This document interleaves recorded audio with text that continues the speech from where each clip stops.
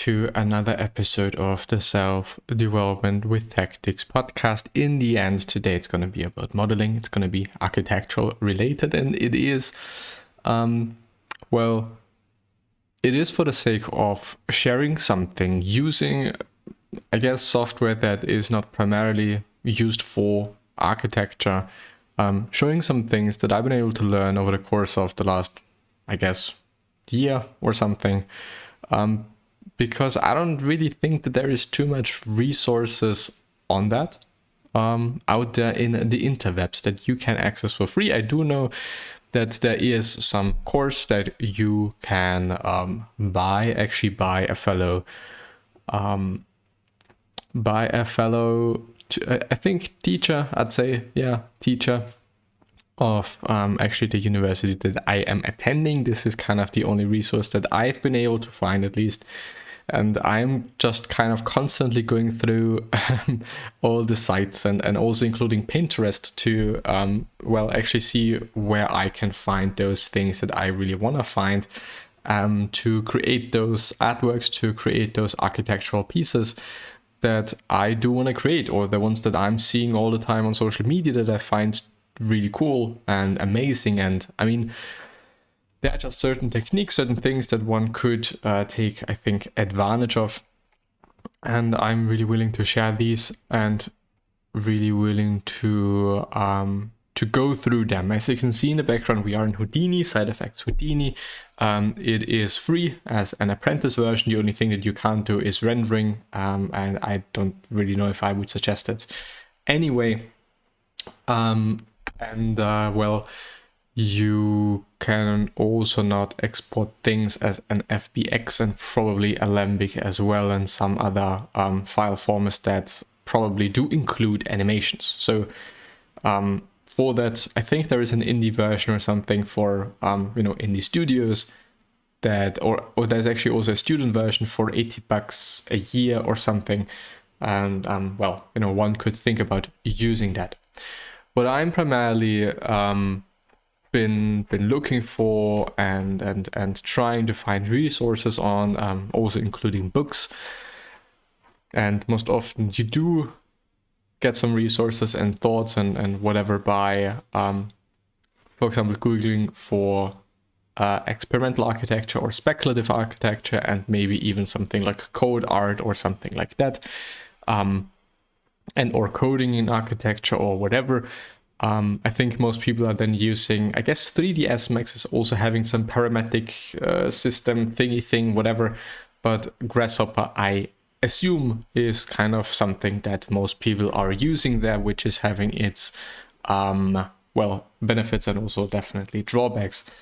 But I could actually show you really quickly what I am kind of referring to. Maybe, is it this?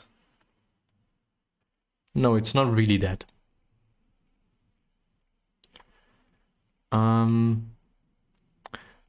There it is. So yeah, I think you do see enough. So we're having something like this, which is, definitely something that one might not want to create by hand, or stuff like this. And this is one that I've seen quite often and I really think it is cool, or something like this. And as I said before, most often I guess people are using, often people are using Grasshopper with sometimes also coded algorithms. I've been also trying to find certain schools or certain universities that are having a style that I like. For example, Bartlett, of course, and SCI Arc, or however you pronounce them. The latter of which I found actually some, I think it might have been a bachelor thesis or some bachelor theses, where they were also talking about using custom scripts in Grasshopper to achieve whatever they wanted to achieve. And there might also be some courses on that in these universities or on these universities. And but this might definitely take some time to develop. And by going through all of the plugins that you, I guess, can find on Food for Rhino, you're definitely going to see certain certain similarities between, some artworks that you really enjoy and, what is possibly using those plugins. I would say Dendro might be interesting. I'm going to drop some names because, some people might be interested in that. Dendro. Axolotl is also quite interesting. I think it's Heteropetra or Para, maybe. Weaverbird, of course. Then I think Culebra or something, which is more agent-based kind of thing. Then there is some Vice Realm, I guess, or something, which is basically simulating mycelium and or fungus. Then I'm probably also gonna not mention some really important stuff, like pufferfish, for example, also a really cool one, and so on and so forth. This, for example, as far as I have researched it back in the days, was created using Houdini indeed. Can you see it? Yes, you can. But this time also, in this case, also using specific algorithms that this person, I don't unfortunately remember the artist, has created, I think, himself. Also some shit like this and so on and so forth. Of course, some of these artworks, some of these buildings, some of these geometries might have actually been created by hand. Period. But still, I think that it is interesting to see what is possible and or what one might get into or into further. And of course, I really do not want to say that I have kind of figured out everything that I wanted to up to this point. Definitely not. There's still certain there's still certain kind of styles, I'd say, or certain geometry types, or certain things that I still have not figured out how to do or how to reproduce, so to speak. For example, things like these, probably by hand, but maybe there's some algorithms that do kind of, I don't fucking know, offset certain slabs or whatever in a way. And this is actually from the University of Innsbruck that I, by the way, am also attending. Let's actually maybe have a look at this. From Andreas Hörl, this is actually an Ö, has sent us these images of his thesis project called Float Sam Swimming Architecture. And I think it is actually quite cool. Of course, I don't really know if every aspect of this building works, but I guess this is kind of the beauty of speculative or experimental architecture, that doesn't have to work all the time or in every way. Just has to be experimental, speculative, kind of pushing the boundaries and seeing what what might actually be possible. But I do think that this was actually created by hand. Maybe. No. From 2009. I do wonder what this person is doing now, by the way. And of course, there are some bigger things like these and whatever and yada yada yada. I think let's hop into it. As you might have been able to recognize, I have done something before already. So actually yesterday, because I thought that I'm just gonna produce something for the next day, so that I'm not gonna be in such a stress that for some reason I'm finding myself quite often in these days. I would like to go through what I did there, what it does, what might be certain things that I would change now or I am going to change. What we've started with was a basic sphere that is somewhere, there it is. Then I have, for whatever reason, bent it like this. In the end, it wasn't bending, but it was actually also twisting and also a length scale. I should actually not do that. Then a pop network that also does a pop wind to like downward wind. And I think this actually does nothing, to be honest. and then having 3 pop axis forces, which you can actually also see there, those 3 things that are kind of sucking in those particles and swinging them around and whatever. I just wanted to create something more dynamic, and not only having like this downwards flowing spiral thingy thing and whatever it might have been. By the way, also using the swirl size and the amplitude to kind of gain some sort of more or less random structure. So in the end, we are trailing them so that we are kind of getting a bit more out of it, and you know, a bit more volume in the end, I'd say, and having, you know, some sort of space. I do not particularly like this place down there. You know, I might actually change that now. But then we have VDB from particle that convert this VDB, then having a blur attribute, which is basically smoothing it to some degree or in some way. And simultaneously we have scattered this geometry to a few points, I think 20 points, and then copy to these points this line. And then by using skin, you can actually create like some slopes, or you know, maybe some structure for stairs, which is this is extruded here, and which is basically what I was trying to do there, you know, to have some sort of stairs that of course are not working because they are way too fucking steep, but in the end, out of this, and also, but this might actually not be necessary there, VBing them, because I thought that might get like some really nice nice connections there. But I think actually that I'm not gonna do that. And in the end, we're having this one, or this thing that you know, whatever it is, I don't really know, but it has certain cool moments, I guess, or I would say like these. I do especially like, you know, when having those holes in it that are still kind of smooth, so a little bit organic.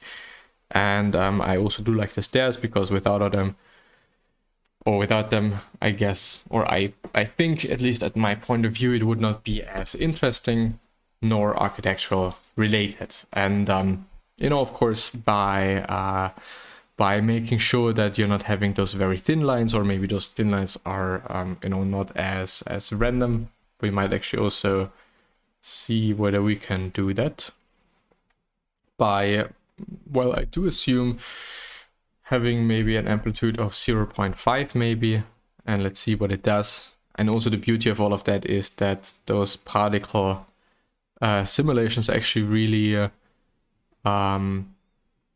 really have a really good performance indeed. And what I think is that this axial force might actually be a bit too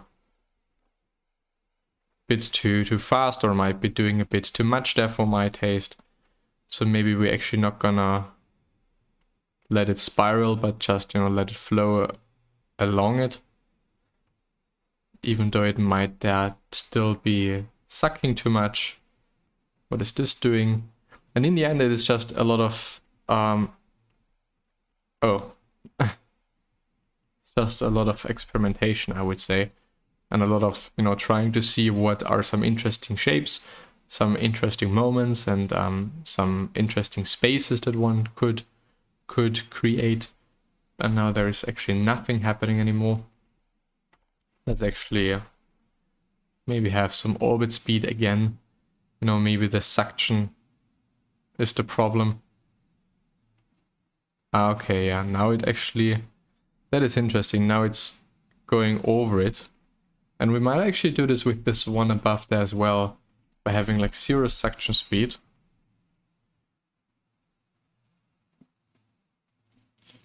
We might actually get some nice round shape, or some nice dome or something out of it. Maybe we need some things, and another one, and we definitely need a bit more space there, I would say. And let's see. Oops. Definitely not like this. And it's seeing what what it does there. Maybe we do need a bit more of something, because in the end this might just be one kind of curtain and therefore really boring. Lift speed, I don't actually know what this does, but orbit speed we might do like a 10, for example, to see what this does.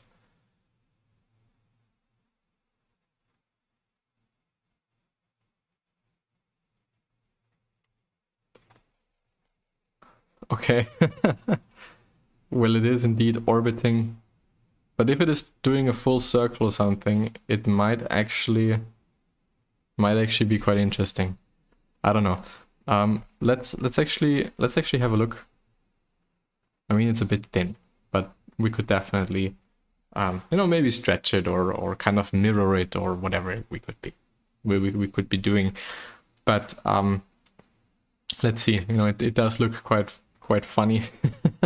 I don't know if I like it yet, and I also don't really know if this is what I'm trying to achieve, I think, but we will see. And yeah, well. Well, this is not necessarily what I want to do, so let's get back into it and maybe have indeed a bit of suction, 0.1 or something maybe.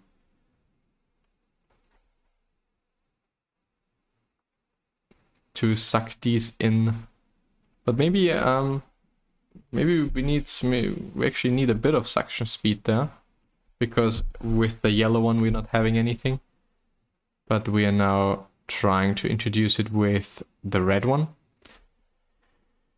That we actually might have to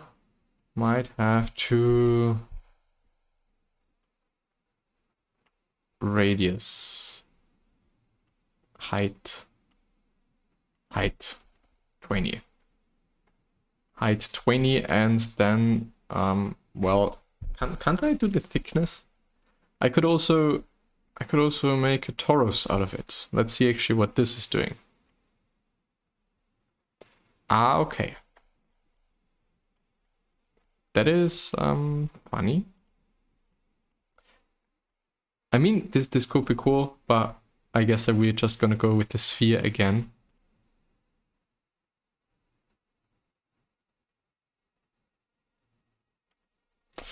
And we might actually again go with a bit of suction speed also with the yellow one, to just, maybe get a few of those particles into the red one maybe. But maybe we also have to speed behavior. What if we are just increasing the air resistance? Ah, okay. Well.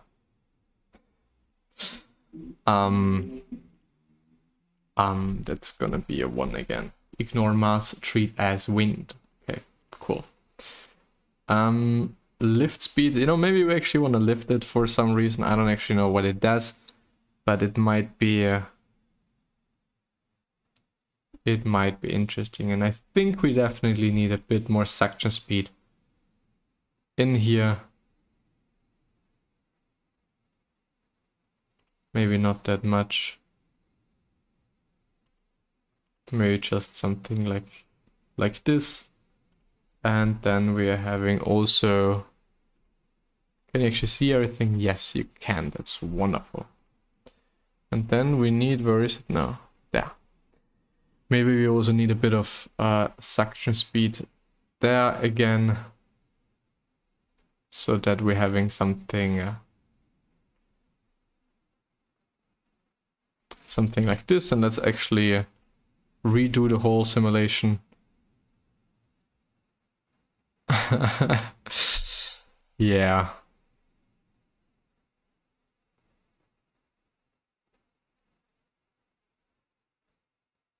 Well, maybe it's getting to something. But maybe we should also kind of not have like that much of a height. So let's see what this does. Separating it. And then, maybe this kind of looks cool. Let's have a look at it. I mean, we could also definitely flip it to have some sort of cylinder or some sort of, skyscraper thingy thing or whatever. I mean, I don't think it is that bad.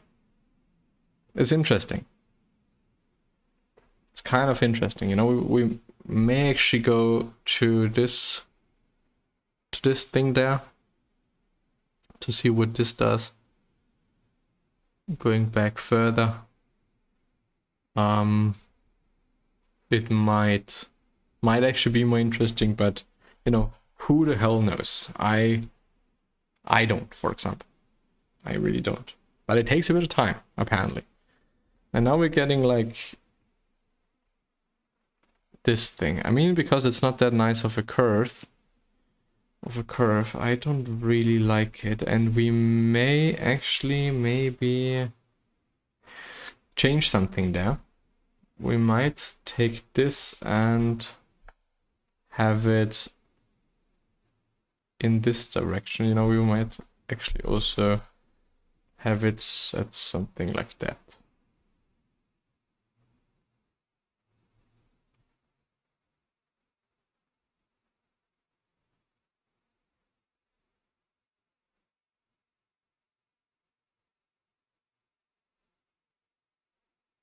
I don't know if this is ever gonna be cool. Speed, suction speed, maybe it's actually...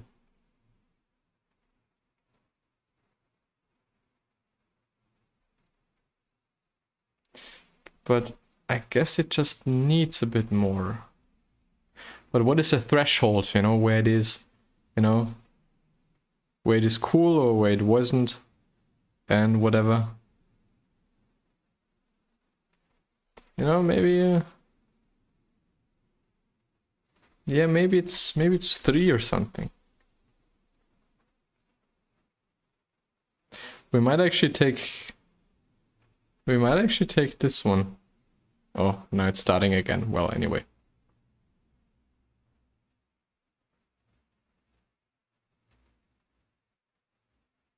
I think this could kind of be nice, because we are not only having like this swirly swirl in the middle, but we're also having like, something around. And when this does create a bit of a shell, then it might actually become quite interesting. Yeah, I think that I'm gonna go with that. We might actually go down a bit further. I mean, in the end, I'm not 100% clear or sure that I really like this form and whatever, but it's actually also not that important. It's more about trying to see, okay, what functions am I having? What components am I having? Like, what could I do this and there and wherever? And what if I exchange those two? What if I just take the other one first and then this one or whatever? But in the end, it is about trying out things and seeing what is good and also seeing what is bad. And then also, yeah, but I actually really like it. I think, I like the whole. I like the whole. I do not like the lines, they're not as nice. And I do not like this poop up there, but it's okay. Let's actually see what the mesh thing looks like, with the quote-unquote stairs and whatever. And yeah, I think it's also cool. Yeah. I think it's definitely also cool. What I want to do now is take probably this one and polywire it. This might actually, we might actually fuse it before. Fusing is basically kind of combining a few things together, so a few faces of the mesh. so that it is not that big, because it is rather it's rather big already, and I really do not want to have to deal with, you know, just, you know, really low performance when I'm willing to render it. But, you know, I should actually do something about this little, well, we will see. And let's see what the poly wire does, and or if it does something in general already. You know, may be the case and may also not be the case. We might in the end then actually kind of mirror it, which could look cool if you're having like a bit of a thicker hole, or just, you know, some, yeah, we will see, and we will decide then what we will do, and so on and so forth. I have actually seen, oh, I might incorporate that. I do have seen that Houdini has some inbuilt capability of simulating cables, you know, cables hanging through, and, you know, this arc that they're doing or making. And we might actually also take advantage of that, and we might actually do that, because it could do it good to have more detail, more depth, more you know, more interesting facets to just, you know, look at.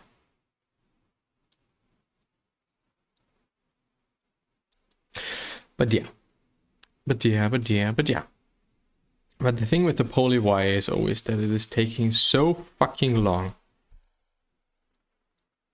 And so I might actually, yeah, I think it was still a bit too, we might actually get rid of it. And I think that I have not actually used the fuse, have I? I might actually not even have done that. Well, what we could also do is scatter that thing again. Yeah, because I think it's we are gonna scatter this to, you know, maybe 100 points or something.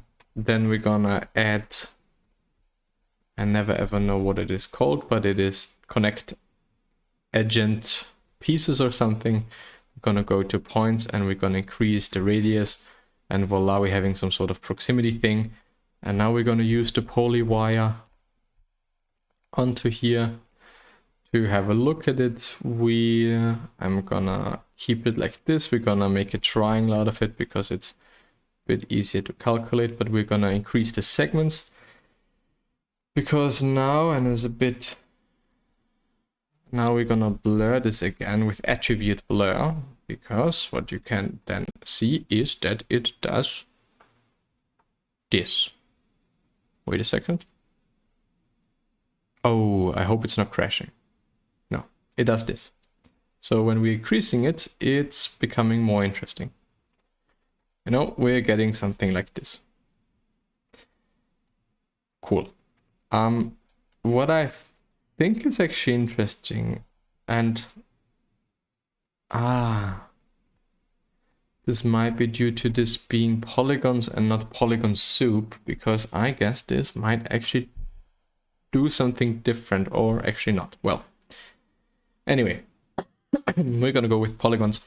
It does make insofar a difference that I think the polygon soup is not calculating the vertices, the vertex normals, which sometimes can be a problem, but often is not.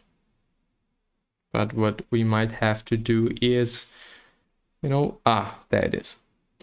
This is actually what I wanted to have, something like this. And when we're blurring this even further, you will see that we are getting something rather interesting out of it.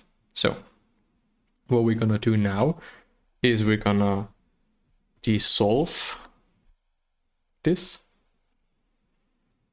We're probably gonna take this this shit there,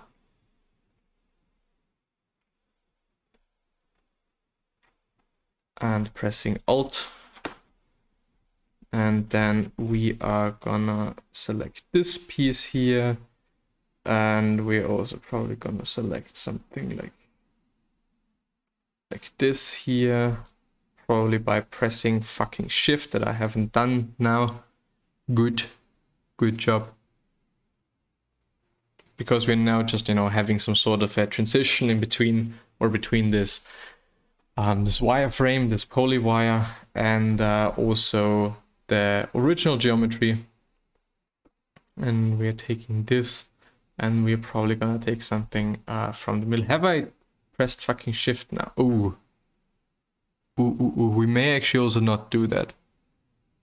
And we may actually increase like, fuck. Or we might just, you know, do those two. Because, yeah. Well, you know, it might actually also be about the recording, which might take a bit of computing power away from Houdini there. But yeah, you know, this is what we are left with in the end when I am doing this now, and we're having a look at the whole geometry. We are probably gonna see something there. Yes, here it is, and there is nothing, and I might actually just also keep this at nothing. I might actually also go in there and do like 200 points. Problem with the poly wires as well, that it also really does take a lot of computing power, and so it's not too smart to use too many points to connect, because in the end it's gonna maybe crash or load really long, and that's definitely not gonna be that nice of a thing. I guess what I'm seeing now there is that I might actually get back to 1 to this, and I might actually also increase the segments by 1 or 2 or something, so that we're having a bit thinner wires. What we are also gonna do now is try this. Yeah, we might actually stick with this one. We might actually stick with this one.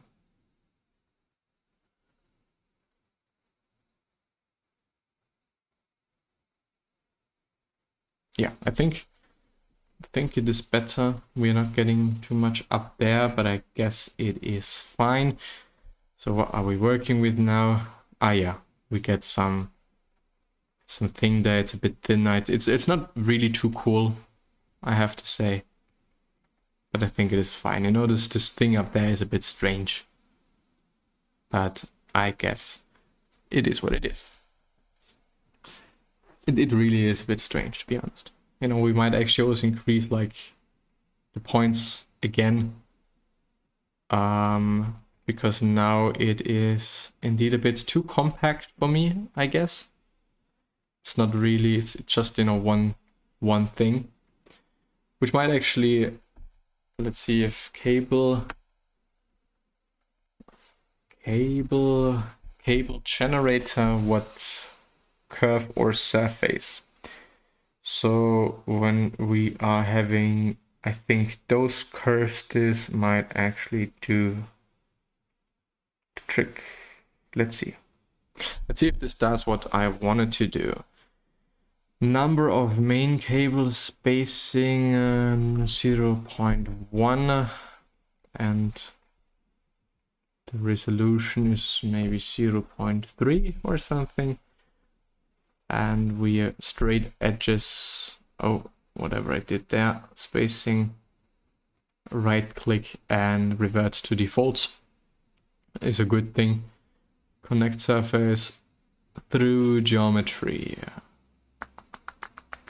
Well, number of main cables, 5 or 6. Maybe it's actually also gonna be 1 or 2. Maybe it's actually only gonna be 2. Spacing, I think subdivision curves, we might actually also, you know, one problem that might occur with this is labs cable generator.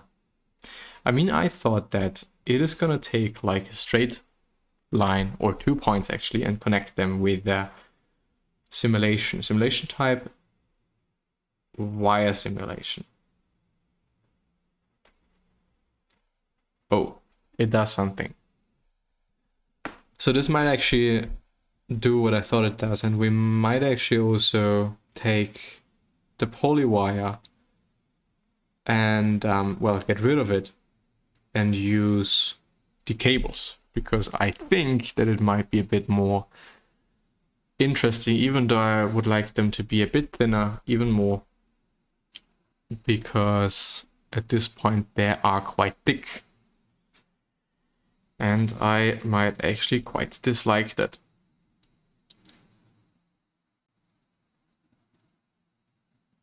But we will see. You know, it might actually also be a problem that we're having like 1000 frames, but we will see. It is what it is. But in the end, it is a lot about trying things, seeing whether they work and how they could work, and why they do not work, and so on and so forth. And now we're having nothing. Or we're having a ball. Yeah, cool. We might actually take another one. We might actually really take another one. Oh. And take another scatter one. And have like just, I don't know, 5 points or something. And do this. Oh, I could have, well, anyway. I could have done it in a different way as well, but I do want to see how it works best. And what is happening? That's strange. That's really strange. For whatever reason, it's loading the whole thing again. I guess, I assume.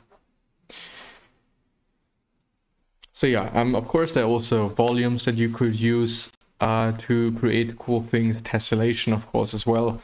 I'm just, you know, looking at a few pictures. Kit bashing as well can be a cool thing, unless it is like a bit of a, yeah, view home all. Ah, okay, cool.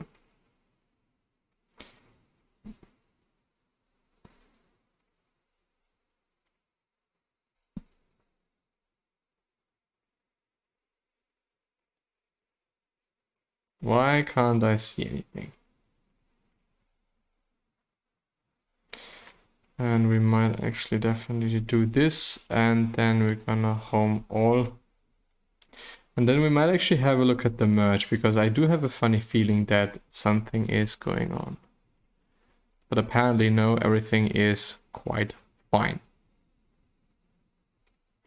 Of course, I mean, if you're doing things by hand, you could have like some nice railing there or some other stuff, or we could actually also copy not only this one box, but we could also make another box that is, well, we could actually take this box and we could merge those two boxes. Merge.